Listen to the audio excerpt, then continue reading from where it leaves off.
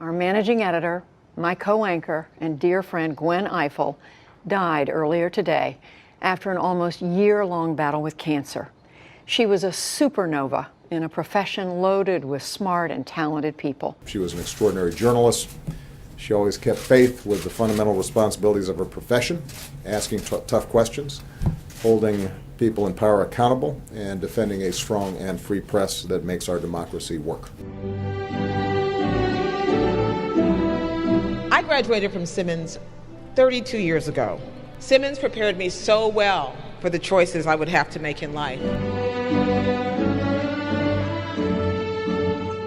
Curious, smart, always asking for more research. She was just everything a journalist wants to be. She was a first-class reporter and a great communicator. Gwen was the person, when people started marching into the brave new world of social media, that would send the email, step away from the keyboard. You have to remember that there are journalistic standards, that you have to be careful about expressing opinions on the things that you're actually covering. People felt that they could trust her. And that's what's at the heart of so much of this consternation going on now with the fake news and all. Who can viewers and listeners really trust? She was thoughtful, she was challenging without being in any way mean-spirited. She had such great qualities that we all admired. And then, of course, she went to Simmons. Gwen was wonderfully powerful in a very understated way. And I think of Simmons as this place where there are women who are making a huge difference and don't have to announce it from the hills. But they're changing the world in wonderful ways, and that's what Gwen did. She was a beacon of journalism.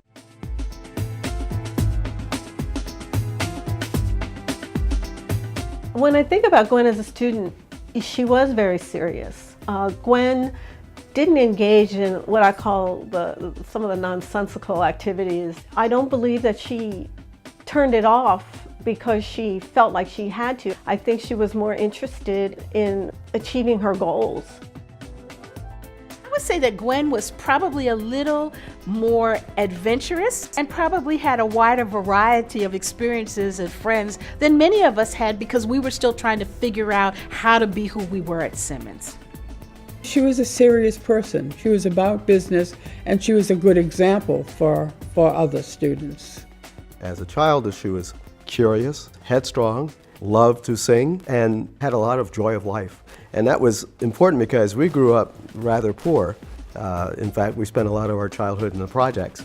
But even though we lived in the projects, our spirits and our hearts were somewhere else, at a higher plane. Remember when we were kids, how pragmatic Gwen was about the things that preoccupied some of us. You know, she didn't spend a lot of time worrying about being in the mirror or worrying about things she couldn't change. She was fifth of 6 children. I was a little bit older than she was, and we were separated by about 9 years from our next eldest siblings. The others were born in Barbados, so there was a kind of a half generation between us and our older siblings. Gwen was the one who was probably the most outgoing in terms of making friends in the neighborhood and at school. And that was important because we moved quite a bit when we were little kids. We never stayed more than 4 years at any place. Our father was an itinerant minister. Our dads were brothers, and I would say both our dads were very engaged in terms of politics and news. Gwen's dad was a preacher in the AME church. My father was a social worker in Harlem. We'd sit down and watch the nightly news together. And yes, indeed, Father would have commentary from time to time. They spoke to the television, they offered color commentary, they expressed skepticism, they disagreed with things that they heard. And I think that was really important. We never believed that we were supposed to just accept whatever we were told without having our own questions, without expressing some skepticism. And Gwen made a career of it. The Simmons environment really helped shape Gwen Ifill. I think she enjoyed the fact that this was a women's college, but that the idea of it was you weren't wearing sort of lace gloves, that it was a working women's college. It was preparing women for careers, to be independent. And I think that certainly buttressed her own sense of independence. Gwen had a quiet, persistent, and humorous approach to things. You never really saw Gwen rattled. If she didn't agree, she'd let you know and she'd keep moving. Gwen was able to persevere. So back in 1970-something, when we all kind of descended on Simmons College, I think it was a very turbulent time in Boston and in the country. There was the busing crisis, the desegregation, as well as housing discrimination. I had applied for housing and had been discriminated against and spent the first month or two living pretty much out of a U-Haul truck. Simmons sits right in the middle of Boston. So the college was a microcosm of everything that was happening. Walking to school just from the residence campus over to the academic campus, we often walked past riots happening in English high school. Most people go to college and they hope to be in some sort of ivy tower and protected from the city. We weren't at all. We were right there. So even if you wanted to be a student of color who didn't want to pay particular attention to race, you couldn't because it was happening all around you. At Simmons, there were probably more African American women there than ever before and ever since. I know for a fact that there were some people who felt they, quote, did not belong here. Betty provided that support to help us feel like we had a right to everything that Simmons offered, and that we were there because we were strong and we were smart and we were going to be successful. Gwen chose her interests carefully. She had friends of all races, and for that reason I say she was a little bit ahead of her time. We had a professor in the communications department, Alden Poole, who was an editor for the Boston Herald, I think it was. Apparently this gruff guy out of the old school gave her a lot of insights about how to be a journalist, as well as giving her first opportunity. Where the Boston Herald was located was in a kind of a neighborhood just on the periphery of Southie. I was interested in print media, but not if I had to go there. I was running a black student newspaper at Boston University, and we had done this article on black journalists in the Boston area, and she had just started her career at the Boston Herald American. It gave first hope and inspiration, and you know, I could only imagine at the time, well, what was it like to be working at the Boston Herald American in 1978. My first job at the Boston Herald American came in handy when I came to work one day as an intern and walked up to the machine in the photo department where it was my job to take the photo prints and hand them to somebody else, and there was a note on it that said, "Nigger go home." Now, being a Simmons woman, I didn't know who this note was for. She had a vision that propelled her in directions that she thought would be positive in building a career in the world of journalism. And so things that got in her way, she pretty much decided that, well, she was bigger than those little obstacles. I met Gwen Ifill about 36 years ago. We were reporters in Baltimore at the Baltimore Evening Sun together. I just remember her being this dynamic, big smile person that just lit up the newsroom. I think in a town like Baltimore, it was unusual to have a strong, confident black woman covering politics and trying to pin down the mayor and being fearless in her questioning. And I think the mayor wasn't used to that, and he would be pretty tough with her and pretty difficult. And she just would forge ahead and stare him down and keep asking the questions, and she never let it get to her. I was the first African-American woman reporter at the Washington Post in 1961. That was a very interesting experience. I think I brought into my years at the Post, you know, some of those early battle scars, working in segregated Washington, being kind of an experiment in the newsroom. When Gwen came in 1984, she was part of a new breed, determined to work on the national staff, seeming very confident in negotiating. We really became friends when I came to Washington, D.C. in 1988 to work for the Washington Post. And she came flying across the newsroom to say hello, and she said, okay, listen, before you go on this interview, there are a few things you need to know. And she basically gave me this pep talk. And then she said, and whatever you think you're going to negotiate in terms of your salary, increase that number. And she said, you should ask for more than you were thinking about asking, because that's what the white boys do. And then she said, okay, I'm on deadline, I gotta go. And then she turned around and she was just off. And it was like a lightning strike. And that was the beginning of a really rich friendship where she did a version of that over and over and over and over again in my life. What made Gwen different was her determination to be all that she could be and willingness to take opportunities when they were open to her. Gwen took her role as a journalist very seriously. She'd want to get to the heart of the subject and pin someone down and get answers. She wasn't one for flash, even though she ended up going on TV and being this mega star. Gwen Ifill has our in-depth report. Even marginal progress could be affected by investigations. Gwen wanted to learn about television and beyond all the time, so she could hone her craft and get to know it. So actually Gwen became like the best friend of the Today Show. Panel, NBC's Tim Russert, Lisa Myers, and Gwen Ifill. So let's give you a chance to say what you think the message was yesterday. Nobody else wanted to get up at 4:30 in the morning and be on the Today Show at 7 a.m. So Gwen volunteered every day.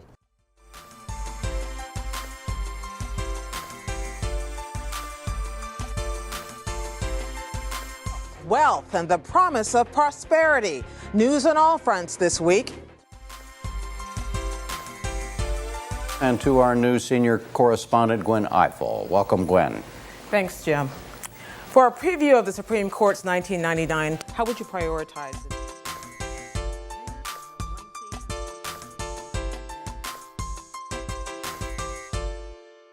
Judy and I will be bringing you the news and analysis you've come to trust. We were the first two women to anchor a national news broadcast. We shared a love of asking questions, a love of getting to the bottom of stories, a love of this news hour.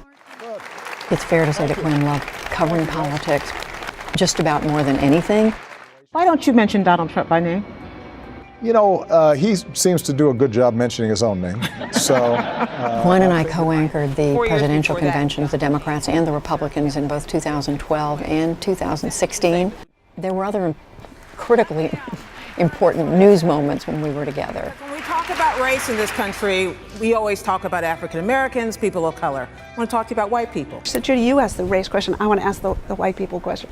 And it was a little bit of a unexpected moment, but it was so Gwen, because she wanted to ask the question that she thought was really pertinent to the campaign, and of course certainly was. When I think about the pride that I have for Gwen, some of it is personal and some of it is public. On the public stage, I guess my mind immediately goes to her role as a moderator at 2 vice presidential debates. I want to talk to you about AIDS, and not about AIDS in China or Africa, but AIDS right here in this country, where black women between the ages of 25 and 44 are 13 times more. She decided to take that moment and place that very important issue and put it right there in the national spotlight. That was also very respectfully done, but very forcefully, and that was really the combination and the balance that she struck so well. In the second vice presidential debate that she moderated, she broke her ankle just days before the event. And I was proud of her performance, but I was also just proud and awed by her stamina.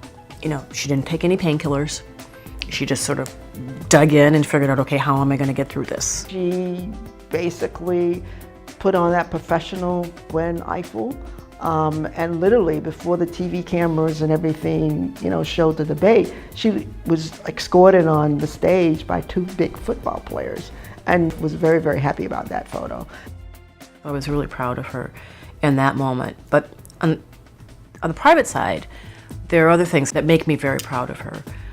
She would make time to speak to young people. It was important to her. Mentoring was very important to her. The first year I was here, I was amazed to see that she was invited by a middle school in Newark, New Jersey. A student there who had admired her wrote her and asked her to come speak at their commencement. And I really thought it was a ball in the darkness. I didn't think she would respond back saying yes, but she did. She told me, "I once was you, Sophie." Seeing her success showed me that I could succeed myself too. After I came to the New York Times, Gwen would talk to me about the challenges that I had, what stories I was working on, how to navigate the newsroom. When I was feeling unsure of myself, she would talk to me through things and say, you know what, you deserve to be there and you can do this work. She felt responsibility to women, certainly to Black women, to African American women, because she was one of the people that made it. And if you make it, then you feel that there are many people behind you and you reach back. My friendship with Gwen evolved more on the weekends. We both were very spiritual, and I initially began spending much more time with Gwen when her mother moved to Washington after her father died. She was singing in the choir at her church, and so she asked me if I'd come and sit with her mom.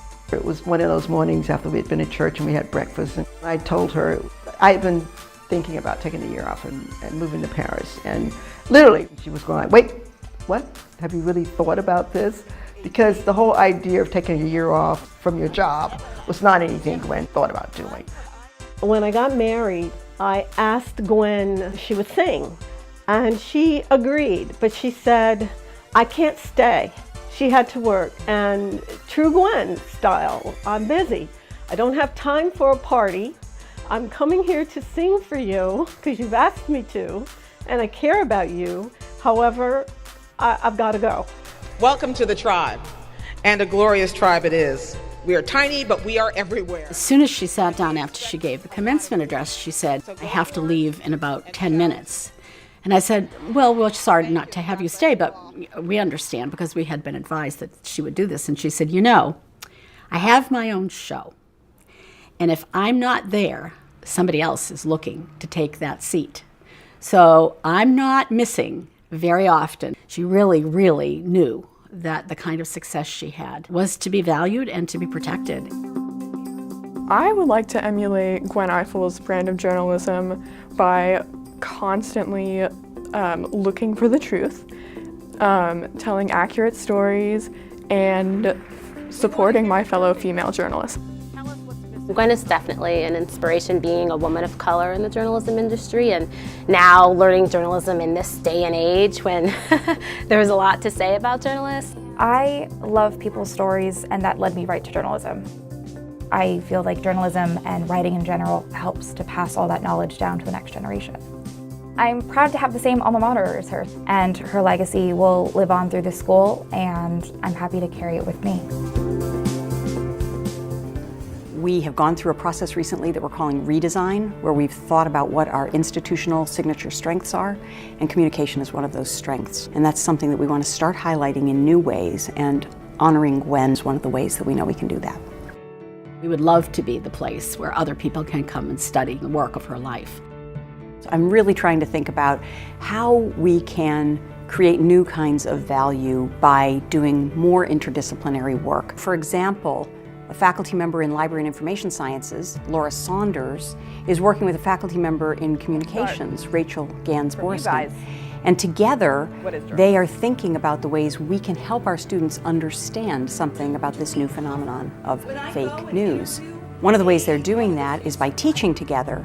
Another way they're doing it is by combining their research to go out after a grant, which they're calling No News. As in K-N-O-W News. The main focus of this grant is to study information literacy and to really try and think about how different professionals across different fields could work together to try and combat some of the impacts of misinformation and disinformation. That's an example of innovation at Simmons. It's journalism writ large. We rarely use the word journalism as a standalone word anymore. It's part of a larger communications effort.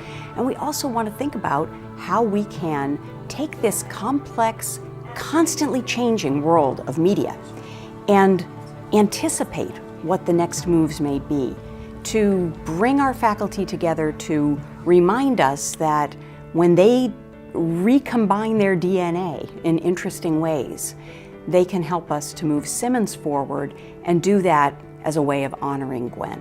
How do we as a nation cope with race, conflict, and our inability to see each other? There are very few places left where you know you can trust the source. Wherever Gwen Ifill was, you knew you could trust it. And that's why her passing at this time of tremendous change in America and American journalism and in our whole political structure is just a shame, because there was never a greater need for Gwen Ifill. Sometimes you choose to speak up. Sometimes it means you choose to shut up and let your work speak for itself. You can choose to participate, to change the world at large, or to change the world in your home or in your hometown. Whatever it is, I plead with you to choose something. The stakes are too high and the challenges are too consequential. And you are, after all, Simmons women.